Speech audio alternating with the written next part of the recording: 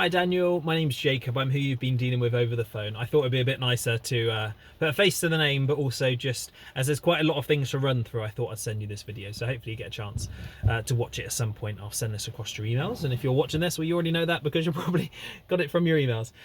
So to start with, your car, because of the mileage on your part exchange, we have a bit of negative equity, quite a lot of negative equity, which is the downs. I'm going to start with the downs. Quite a lot of negative equity with the vehicle, so and that's only going to get worse over time, unless your mileage substantially drops. The value is going to keep plummeting more than what your settlement is at, because your settlement is going down at the kind of expected rate for the mileage you put on your agreement, because you're doing quite a lot more. It's going to keep dropping down, so that side of things isn't fantastic, but it's one of those things, and we deal with that all the time, so you're not alone with that one.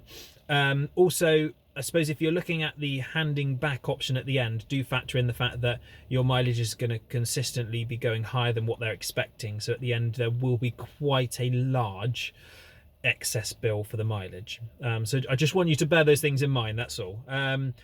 With that being said, we're also moving up to a kind of an upgrade, so quite a more premium car. I know the V40 into the XC40, it's the natural upgrade, which most people are doing, but it's a development in car quite considerably for the brand and for the vehicle. So at the end of this video, I will just do a generic video so you can see a bit of around one of them, so you can have a bit of a better look as well.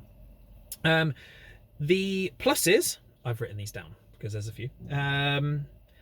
The pluses that we have is we have support from Volvo. So like I mentioned, you're on the loyalty renewal support, which is fab. So that means we do get extra support above and beyond what we usually have for existing customers. So we're using every bit of margin that we have, including any loyalty VIP support that we can use to try and help. And that actually brings us into a clear position. Downside is it doesn't give us any equity, so we're not in any equity. However, it has saved the quite vast amount of negative equity that you did have at this point, and which is only going to get worse the longer you keep the car. So we've cleared you up to a stable point. That being said, excuse my little notes. Payment wise, we are going up in vehicles, so the price is naturally going to go up anyway, especially if we don't have a deposit going in. But instead of being able to use the support that we had to help in terms of kind of being a deposit, we had to use that to clear the negative equity, which naturally anywhere will have to do. That being said, instead of 365, it takes your payments to 459 per month.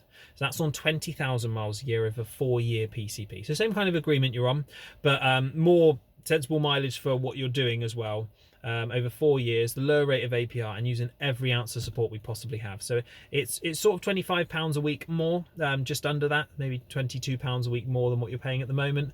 But considering the huge upgrade it is in car, it's a really good valued proposition. But I just wanted to get it across on video, so it's as you can imagine, this would have been quite difficult to do in an email and get it across. So yeah, the payments are going up, but it helps you in the long term because you're not going to be dealing with a massive excess bill at the end when you go to hand it back. Equally, the longer you do keep the car, it's a bit of a shame, the longer you do keep the car, because your mileage is more than what your settlement is predicting, it's only going to get worse in terms of its depreciation and the negative equity that you're in. So kind of cutting it whilst we have the chance to use the support we've got to clear it is probably the best thing. But I'll leave that with you. Let me know how you get on, and hopefully we'll get to see you next week anyway, or this week, when you're able to know when you can book in with me. All right, and take care, and I will speak to you very soon.